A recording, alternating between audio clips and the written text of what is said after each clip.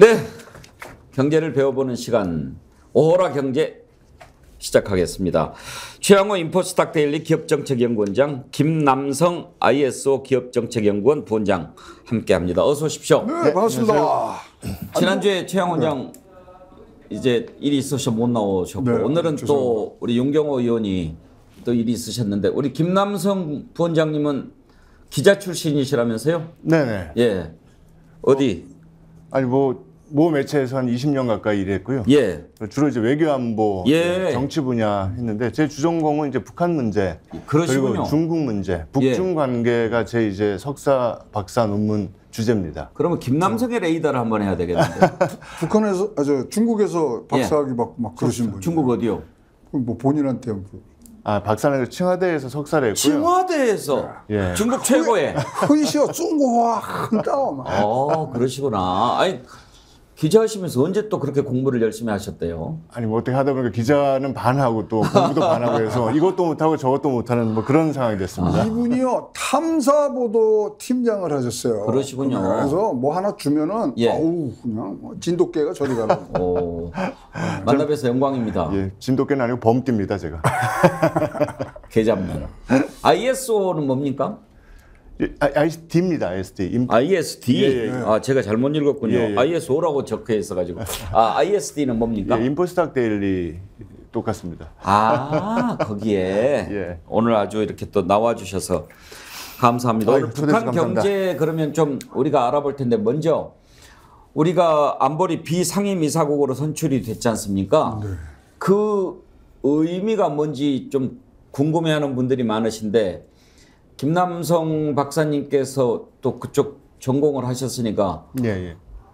몇 가지 궁금한 게 있어요. 뭐 이번에 선출된 게 2년 임기라고 하는데 예. 이게 임기가 있는 모양이죠? 예, 임기가 있습니다. 그 상임이사국은 우리가 잘 알다시피 뭐그 미영 부중소고 옛날에 우리 그렇게 배웠죠. 거기 이제 항구적이죠, 영구적이고. 예. 하지만 이제 이 5개국만 가지고 안보리를 할 수가 없으니 중간중간마다 이제 그 미국과 특히 중국, 러시아 이런 쪽에서 자기네들하고 좀 이제 친한 국가들을 통해서 그 여러 국가들을 옆에 두면서 여러 가지 이제 회의를 같이 하고 그리고 다양한 의견을 모아가지고 이제 안보리 의사결정을 하는데 사실은 뭐 잘 알다시피 안보리 5개 상임이사국을 제외하고는 그렇죠. 결정권은 없어요. 예. 없는데 이번에 의미는 뭐냐면은 그 기존에 이제 계속해서 우리가 못 들어가다가 그리고 이게 들어가려면 상당히 많은 역학관계가 이제 필요한데 그 중에서 뭐 또 정권이 몇 번 바뀌고 하면서 중간에 특히 지난 정권 때는 저희가 아무래도 미국하고 약간 각을 세웠지 않습니까?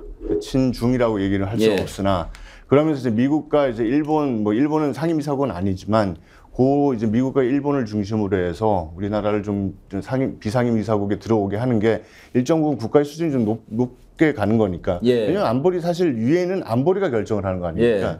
그렇기 때문에 비상임이사국에 들어가는 거에 대해서 조금 이제 꺼리게 했는데 이번에 또 정권이 바뀌면서 아무래도 이제 윤석열 정권은 이제 뭐 미일과 이제 동맹 관계를 확대하는 의미이기 때문에 그런 측면에서 이제 미일 입장에서는 이제 우군을 확보했다. 뭐 이런 쪽으로 볼 수가 있겠죠. 그러면 지금 이제 말씀을 들어보니까 어차피 미국 마음 아니냐 이런 느낌이 확 드는데요. 미국한테 잘 보이면 비상임이사국 시켜주고 그렇지 않으면 안 시켜주는가 그런 생각이 좀 나이브합니다만 얼른 스칩니다. 근데 예. 비상임이사국이 되면 뭐가 좋아요? 아니 뭐 방금 말씀드렸지만 특별히 뭐 유엔 내에서 예. 비상임 이사국들이 갖고 있는 권한이라는 거는 뭐 크지는 않지만 어찌 됐건 예를 들어 북핵 문제를 다뤘을 때 예. 우리가 당사자 아니겠습니까? 근데 상임 이사국들 5개 국가들이 비상임 이사국 나머지 한국이 없었을 때는 한국의 입장을 최대한 반영을 아무래도 덜 할 수밖에 없겠죠. 그런 외교 일이 측면에서 우리 입장에서는 그 중요한 이제 북한 문제를 다룰 때 미국이든 어디든 간에 특히 우리하고는 좀 약간 반대쪽에 있는 러시아하고 중국 입장에도 우리가 더 적극적으로 우리 입장을 반영할 수 있고 의견 개진을 할 수가 있는 거죠. 비상임이사국은 몇 나라나 됩니까? 이게요 이사회 전체가 15개고요. 예. 15개국이 되고 비상임이 10개입니다. 그래서 매년 반씩 교체를 해요. 그리고 회사를 보면 이렇게 보시면 돼요. 우리가 주주총회가 있는 거는 유엔 총회고 예. 이사회가 있잖아요. 그렇죠. 그 이사회가 안보리 이사회랑 똑같은 거예요. 그러니까 의제랑 이런 걸 다 정해서 가고 사실 우리나라가 이 유엔 분담률로 보면 세계 9위예요. 예. 들어갈 만해요. 그리고 이번에도 180개 중에 162개국이 찬성을 했기 때문에 굉장히 지지를 많이 받아갖고 물론 아시아 이제 대륙에서 하나씩 뽑습니다. 아시아 대표하는 나라는 우리나라뿐이었으니까 이제 들어간 상황이었습니다만 이번에는 이제 타이밍상으로는 북핵의 위험에 대해서 우리 목소리를 조금 더 낼 수 있는 그러니까 이사회 자리 하나 맡았으니까 이것이 거기서 의제가 나와서 총회로 넘어가서 이제 총회에서 되는 부분들이 뭐 일단은 조금 더 활발한 언론의 소통이 되고 있는 거 아니냐 이렇게 보고 있습니다. 예. 우리가 이제 세 번째예요. 그렇군요. 지금 96년, 97년, 그다음 2013년, 14년 이런 부분들이 우리가 세 번째 지금 가기 때문에 사실 또 반기문 총장이 잘 닦아놨죠 또 그래서 등등의 여러 가지 지금 뭐 목소리를 좀 높일 수 있는 그런 계기가 되리라 봅니다. 오늘은 이제 김남성 박사님도 오셨고 두 박사님께서 북한 경제를 좀 설명을 해주실 거라고 들었는데 지금 북한 경제 말도 아닐 거예요. 어느 정도입니까? 아니 근데 의외로 우리가 버티고 생각한 있습니까? 것보다는 크게 지금 당황해야 되는 상황인가? 옛날에 뭐 고난의 행군 시절까지 예. 얘기를 하느냐? 뭐 이런 것들이 나오는데 저는 아직까지는 그래도 탄탄하게 간다. 오히려 우리가 당황되네요. 우리가 아니 그러니까 뭘로 버티는 거예요? 아니 일단은 농업 생산량이 굉장히 좋아졌어요. 지금 식량난이라 그러는데 예. 올해 지금 키로당 북한의 1kg당 지금 5,000원 받던 게 5,800원으로 들어갔는데요. 지금 전 세계에 물가 오른 거 보면 얼마 안 오른 거예요. 그다음에 1월부터 3월까지 중국에서 지금 나오는 이 곡물 수입량이 좀 늘은 부분들이 있습니다. 그러나 그것이 절대적으로 뭐 식량난까지 해서 좀 뭐 아사자가 나오는 부분들이냐 뭐 이런 부분들에 대해서는 조금 우리가 생각을 달려야 되고요. 많은 또 북한학자들이 얘기하는 게 1994년하고 2020년하고의 그 차이들을 얘기를 하세요. 1994년도에는 소련 체제가 무너지고 그다음에 중국이 굉장히 북한을 미워할 때거든요. 근데 지금은 상황이 비슷한 게 일단은 코로나로 인해서 지금 많은 대북 부분들에 있어서 침체가 되어 있는 부분들하고 그다음에 이제 잘 아시겠지만 지금 대북 제재가 간 상황이 똑같이 어떤 뭐 상황들로 해서 지금 1994년도, 1995년부터 고난의 행군이 있었죠. 그런 거에 여파가 있는 두 개의 유의성을 갖고서 조금 북한 경제에 대해서 예. 걱정을 하시는데 오늘 좀 뭐 차근차근 알아봐야 될 것 같습니다. 네, 제가 조금 설명 좀 해주시죠. 첨언을 하면요. 한국은행에서 이제 2021년에 이제 발표한 자료를 보면은 약간 타임 갭이 있는데, 그러니까 실질 GDP, 그리고 곡물 생산량, 그리고 이제 무역량, 그리고 발전량 이 네 가지를 한번 비교를 해봤어요. 고난의 행군 때가 보통 1994년부터 한 96년, 7년 이때까지인데. 그 당시를 비교를 해보니까 당일 곡물 생산량과 실질 GDP가 물론 감소는 했죠. 감소는 하고 있는데 90년대 고난의 행군 때 감소했던 것보다는 확실히 덜 감소하고 있는 거고요. 발전량도 지난 한 2017년부터 21년까지 서서히 감소는 하고 있지만 뭐 급격한 감소도 없고 그 고난의 행군 때 감소량부터 훨씬 적고요. 그러니까 뒤에 얘기하겠지만 북중제 무역량 때문에 실질 무역량이 굉장히 급감을 했어요. 그거를 제외하고는 고난의 행군 때보다는 못하지 않다. 고난의 행군 때가 가장 최악이었고 지금 방금 우리 최 박사님께서 말씀하신 것처럼 그 정도까지는 아닌데 안 좋기는 안 좋죠. 근데 이제 학자들이 이제 이걸 왜 그럼 이렇게 북한이 버티고 있느냐라는 걸 봤을 때 이제 94년, 96년 고난의 행군이 너무 어려웠던 거예요. 그러면서 이제 김정일 같은 경우에도 북한에서 시장 경제 체제를 일부 도입을 했어요. 그 가장 큰 게 시장이라는 존재를 굉장히 풀어준 겁니다. 그래서 우리가 뭐 돈주가 있고 시장, 장마당 이제 얘기가 나왔는데 그러면서 북한이 어떻게 됐냐면 전국에 한 1000여 개 가까운 시장이 생기면서 유통망이 이제 발전이 된 겁니다. 그러니까 예를 들어서 그 전에는 통행의 자유도 없고 시장이 없으니까 교류가 안 된 거예요. 그러니까 예를 들어 평양 근처에서는 곡물이 넘쳐나는 건 뭐 많은데 예.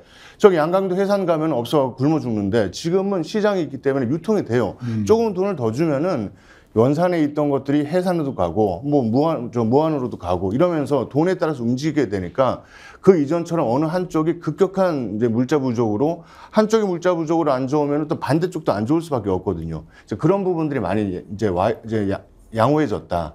그런 측면에서 뭐 고난의 행군 때 같은 급격한 물자 부족으로 인해서 대량 아사자가 나온다거나 이런 부분들은 아마 없지 않을까, 아마 드물지 않을까 이렇게 보고 있습니다. 우리가 이제 북한 경제에 관심을 갖는 가장 큰 이유는 이것 아니겠습니까? 북한에 대해서 우리가 오늘 공부를 많이 할 수 있는 시간은 부족하고, 다만 지금까지 우리가 북한 경제에 관심을 갖는 것은 북한이 핵 개발이라든지 무기 개발 쪽에 아무래도 국가 자원을 더 투입을 하면서 경제가 어려워진 측면이 있었고, 그동안의 대체로 북한이 버텨왔던 방식이 핵이나 무기 개발을 좀 줄이는 방식으로 해서 서방이나 우리 쪽의 원조를 좀 받아왔고, 그리고 또 그걸 무기로 오히려 이용을 하면서 좀 뜯어낸 그런 측면이 있지 않았습니까? 그렇죠. 그래 하지 마 하고 달래면서. 근데 이제 지금은 그 전 정부하고 달리 하려면 해. 우리도 세게 부딪힐 거야. 그 대신 뭐 일절 없어, 얄짤 없어. 이제 이렇게 가는 상황 아닙니까? 그렇게 되면은 훨씬 더 옛날보다 경제가 어려워지고 그럴 텐데, 이제 궁금한 부분이 그렇게 되면 과연 얘들이 어디로 튈 거냐. 그렇죠. 그게 이제 가장 궁금하고 좀 걱정되는 부분이고, 아까 이제 도입 부분에서 이렇게까지 압박을 하고 지원도 안 가고 뒷돈도 안 주는데 왜 경제는 버티는가, 이게 이제 궁금한 건데 오늘 그 두 개를 좀 나눠서 한번 살펴보기로 하죠. 일단 크게 고난의 행군 때 학습 효과가 굉장히 컸고요. 그다음에 이제 김정은 체제로 넘어오면서 조금 더 자본주의식 유통망이 이제 깔리면서 사실 이 정도면은 뭐 옛날에 북한 사정으로 보면 곡물가가 지금 뭐 30~40% 뛰어야 되거든요. 근데 지금 뭐 한 8% 정도 지금 안정적으로 가고 있는 부분. 그래서 이거를 연결시키면 안 되겠다. 그리고 사실 북한이 경제로 고난받는 거는 우리 같은 한반도에 사는 사람들로서 이거는 도와줄 때 도와줘야 돼요. 사실 이제 우리가 1994년도 고난의 행군 뭐 시작될 때 그 시작은 어디냐면 1995년도에 북한이 최초로 서방 세계에 곡물을 좀 달라고 지원 요청을 하면서 시작됐거든요. 그런 부분들까지 다 봤을 때는 사실 도와줄 수 있는 건 우리가 도와주고, 그 대신에 그런 여유 자금들이 한반도의 비핵화에 반대로 가는 부분들에 있어서는 우리가 막아야 되는 부분들이, 그것이 사실 우리의 뭐 소원이 진짜 통일이라면 잘 나갈 수 있는 방법이지 꽉 쬐는다고 되는 건 아닙니다. 윤석열 정부 들어와서 지금 7번째 한국 단독 제재를 했어요. 전 정부 다 합하면 5번밖에 안 됩니다만은, 그러니까 이거를 제재를 해서 진짜 터뜨릴 것이냐, 아니면은 진짜 달래서 갈 것인가, 예. 양원 작전을 벌여야 되고요. 쉽게 말씀드리면 북한의 경제가 어느 수준이냐면 전체 북한 GNP를 다 합하잖아요. 그러면 우리나라 광주 광역시의 딱 절반입니다. 그러니까 경제적으로는 우리가 뭘 이걸 툭 건드릴 그런 상대는 지금 아니다. 예. 이렇게 보고 있습니다. 근데 거기에서 궁금한 지점이 바로 이렇게까지 경제가 어려운데 도대체 그 허구한 날 쏘아대는 미사일은 도대체 무슨 돈으로 하는가, 그런 생각이 들잖아요. 예. 김남성 박사님, 그 한 번씩 쏠 때 얼마씩 듭니까? 그러니까 작년에 이제 통계를 보면은 북한이 작년 1월부터 6월까지 한 30발 정도를 쐈거든요. 야, 그때 맞습니다. 대충 나왔던 게, 추산했던 게 카이다 한국국방연구원에서 이제 국회에 보고했던 자료를 보면은 한 5천억 원에서 8천억 원. 한 발에? 한 번에 세 번 쐈을 때? 30발. 예, 30발 쐈을 그러니까 때. 대략 이제 미국의 이제 유명한 국방 관련된 연구소 중에 랜드 연구소라고 예. 있습니다. 랜드 연구소에서 보면은 ICBM을 한 방 쐈을 때 대략 한 250억 원 정도, 20억 원. 예. 그리고 우리가 얘기하는 중거리 IRBM을 쐈을 때 한 125억 원 정도. 그리고 단거리라고 해야 하는 SLBM을 쐈을 때 한 38억 원 정도가 듭니다. 그렇게 이것저것 합해보면은 30발에 한 5천만 달러에서 8천만 달러가 드는, 아니 5천억 원에서 8천억 정도가 드는데요. 이 돈이 사실은 그러니까 대부분 궁금한 게 그겁니다. 이 돈은 도대체 어디서 났느냐. 제일 큰 거는 뭐 방탄소년단 뭐 노래가 아니라 진짜 북한 주민들의 피와 땀이죠. 사실은 다양한 부분에서 많이 쥐어짜고 있고, 그리고 북한 주민들 뭐 대북 제재 때문에 사실은 저 러시아나 중국 같은 데서 인력을 이제 송출해서 그 노동자들 돈을 이제 외화를 가져오지 않습니까?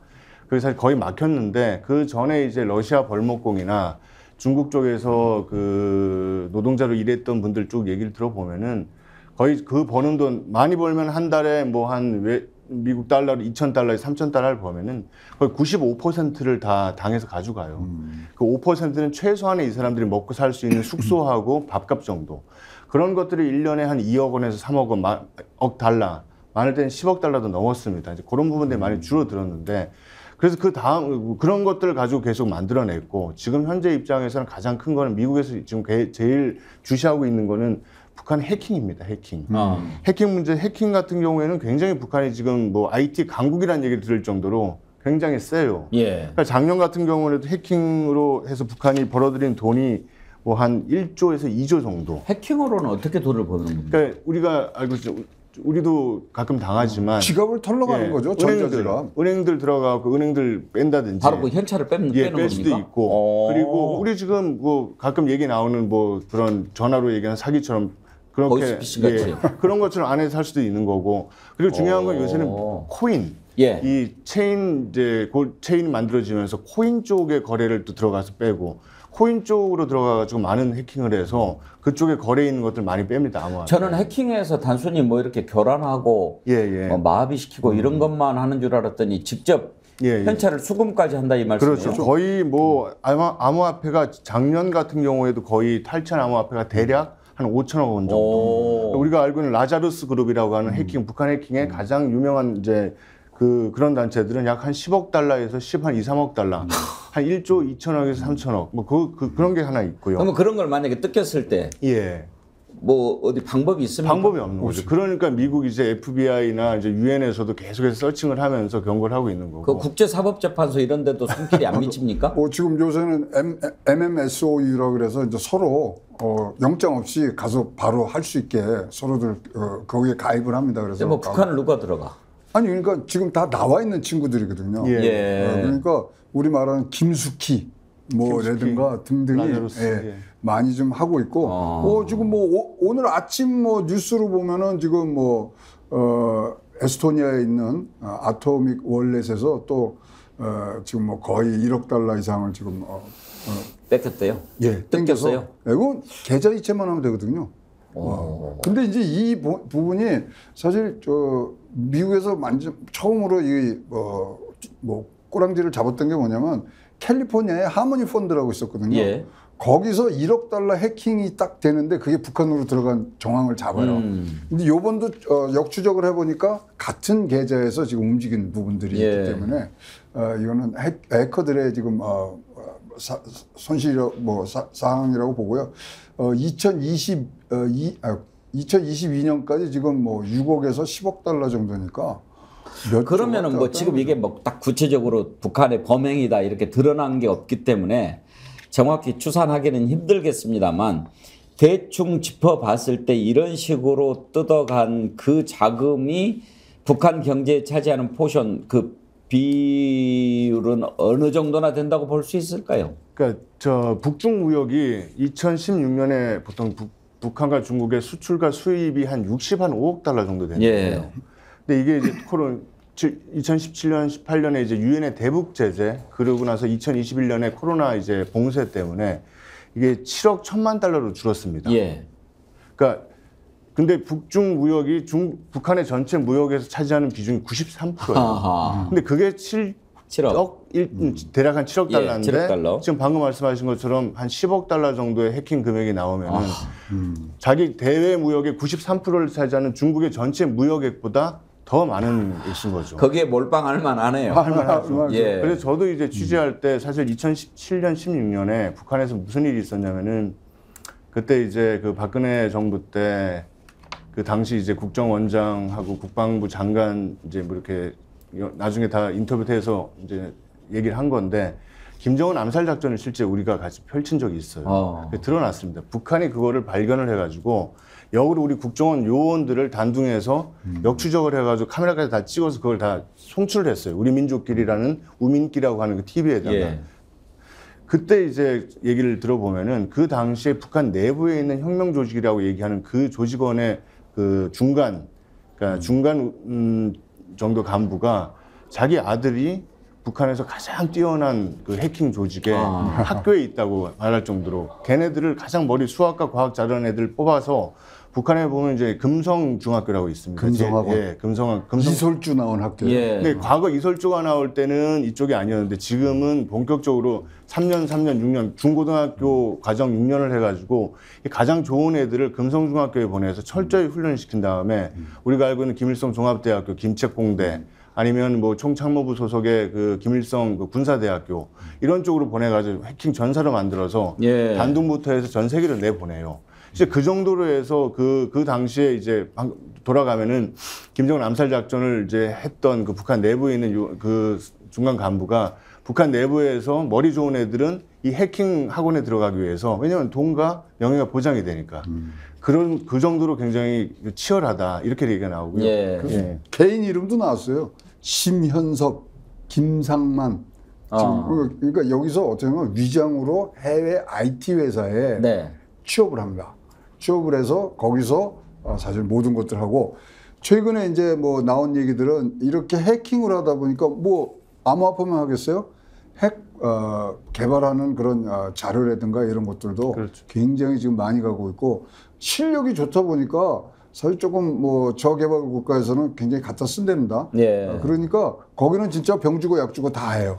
자기네들이 해킹하고 고쳐주고 등등. 그래서 말씀드린 대로 90% 이상 지금 송금을 하는데 작년에 보니까 일본에서 가상화폐 7억 달러 이러면은 9천억이에요. 그다음에 베트남에서 5억 달러, 미국에서 5억 달러, 홍콩에서 2억 8천만 달러, 한국에서 1억 5천만 달러 이렇게 뭐 지금 들고 나가는 것들이 핵무기 개발뿐만 아니라 또 이제 뭐 김정은의 어떤 사적인 용도로 쓰이는 부분들에 좀 많은 재원을 마련하고 있다고 보여집니다. 해킹으로 벌어들이는 수입이 그 무역을 통해서 벌어들이는 것보다 더 많다니 참 기가 막힙니다. 그리고 간단히 말씀드리면 액수는 뭐 측정할 수는 없으나 저도 이제 그 기자할 때 그 압록강, 두만강 쪽에 예. 탈북자들 만나러 많이 다녔어요. 그때 양강도 해산에서 넘어온 이제 그 젊은 애 엄마를 한번 만난 적이 있는데 그때 뭐라고 얘기하냐면은 아무튼 그 핑두라고 그러는데 핑두 중국말로 핑두인데 그 북한에서 그걸 마약이라고 써요. 중국도 핑두가 독약 마약입니다. 마을마다 그 핑두를 이제 만드느라고 그 연기 때문에 애들이 질식을 하고 머리가 아파하고 하루 종일 참을 수가 없다. 그러니까 곳곳에 그렇게 북한 마약에 그 양강도, 자강도 하고 저쪽을 이제 한경도 쪽으로 해서 그러니까 마약을 북한에 파는 게 아니고 마약을 만들어서 북한에서 생산을 시켜가지고 중국으로 가져가는 거군요. 중국뿐만 아니라 동남아 일대로 해서 굉장히 많은 그 금액도 사실은 해킹 이전까지는 굉장히 컸어요. 그래서 미국이 그 FBI가 그런 부분들도 계속 보고 있었는데 북한이 단속을 안 합니까? 북한 입장에서는 그걸 팔아야 되니까 내부 단속만 하는 거지 바깥으로 오는 건 단속 안. 얼마 전에 그 저기 임진강에서 북한 주민이 마약을 차고 내려오다가 죽어갖고 그 시체가 나왔지 않습니까? 북한에 있던 마약을 가져와서 우리한테 아마 팔거나 여기서 하려고 그랬겠죠. 그만큼 마약 같은 경우에도 북한의 어떤 굉장히 주 수입원으로 굉장히 큰 부분입니다. 마약 팔아서 돈 벌고 해킹으로 돈 벌고 갈수록 나라가 아닌 나라가 돼가는 거죠. 그래서 아까 그 부분도 좀 아쉬운 게요. 최양호 박사님 지적을 했지만 북한이 사실은 2000년 그 김정일 살아 있을 때 상당히 시장화 조치를 굉장히 많이 시켰어요. 진척을 시켰어요. 그래서 외부 변수가 있지만 내부 변수로 사실 시장만 잘 굴러가게 만들어도 일정 부분 갈 수 있는데 이러고 나서 김정은 정권 직전부터 해서 너무 시장화가 되면서 자본주의 물결이 세지니까 시장화 부분들을 굉장히 많이 닫았습니다. 사실 내부적으로 그래서 어떤 그 외부 변수가 있더라도 내부의 그런 부분들만 잘 유지를 했어도 지금 같은 이 정도까지 갈 수는 없는데 북한이 가장 양날에 거는 게 그거죠. 말씀 듣다 보니까 그런 생각이 갑자기 드는데 그러면 북한이 전쟁할 능력은 있습니까? 지금 뭐 핵무기로 그러니까 단발론 하지 지속적으로는 전쟁 능력은 없다고 봐야죠. 그래서 그러니까 빠르게 속전속결로 진짜 핵무기를 사용할 수밖에 없는 그런 궁지까지 지금 몰려져 있고요. 장기적으로 할 수 있는 여력은 전혀 없습니다. 핵 잘못 썼다가는 나라가 사라질 판인데 지도에서. 아니 뭐 진짜 뭐 너 죽고 나 죽고 하자 그러면 그렇게 전쟁하는 나라가 어디 있겠습니까? 없으니까 더욱더 지금 쬐는데 달래가면서 해야 되는 분위기입니다. 우리나라의 GDP 뭐 이런 거 따지면 우리나라의 58분의 1이에요. 그러면 진짜 국가로서 아주 최소한도의 그런 부분들이 지금 가고 있어서 이런 부분들을 사실 우리가 동독과 서독을 뭐 공부해서 많이들 활용을 하고 있습니다만은 조금 더 생각하고 일단은 핵무기에 들어가는 그 자금들은 철저하게 차단을 해야 돼요. 그래서 뭐 이거는 그냥 여러분들 아시면 좋겠다고 그래서 제가 좀 물어봐서 왔는데요. 탈륨이라고 하는 이런 이름을 쓰든가 예. 벨벳, 천리마 이렇게 해서 들어오면 여러분 조금 의심하셔야 되고요. 어디로 들어오면? 뭐 이제 그 계좌라든가 이 쓰는 자기네 닉네임이 그 다음에 지금 많이 쓰이는 게 베이비 샤크, 애플시드, 플라워 파워, 골든 드래곤 요거는 다 김숙희 쪽에서 하부 조직으로 활동하니까 비슷하게 이제 이거 돌려서 쓰겠죠. 비슷하다 그러면 여러분 일단은 여러분들 경각심을 갖고서 움직이시는 게 좋겠습니다. 예. 오늘 북한 경제 살펴봤는데요. 또 사실 한 가지 궁금한 게 김정은 통치자금 관련이거든요. 네네네. 오늘 시간이 다 됐는데 다음에 한번 따로 예. 김정은 통치자금만 갖고도 한번 좀 살펴봤으면 재미있을 것 같은데요. 우리가 바빠서 지금 뭐 북한 들어가야 시간 한번 더 주세요. 알겠습니다. 특별히 부탁드릴게요. 네. 오늘 김남성 박사님 처음 오셨는데 아주 이렇게 솔깃하고 배울 게 너무 많아가지고 네. 아유, 감사합니다. 꼭 한번 더 나와 주십시오. 네, 감사합니다. 준비하겠습니다. 오라경제 오늘은 최양호 인포스탁 데일리 기업정책연구원장 김남성 ISD 기업 정책연구원이네 여기도. 네. 예, 부원장 두 분과 함께 꾸며봤습니다. 감사드립니다. 네, 감사합니다. 예, 함께해 주신 여러분 고맙습니다. 언제나 상식과 진실을 추구하는 백운계 정치본색 사랑해 주시고 힘 팍팍 쏟아 주십시오. 내일 오전 10시 50분에 다시 찾아뵙겠습니다. 감사합니다.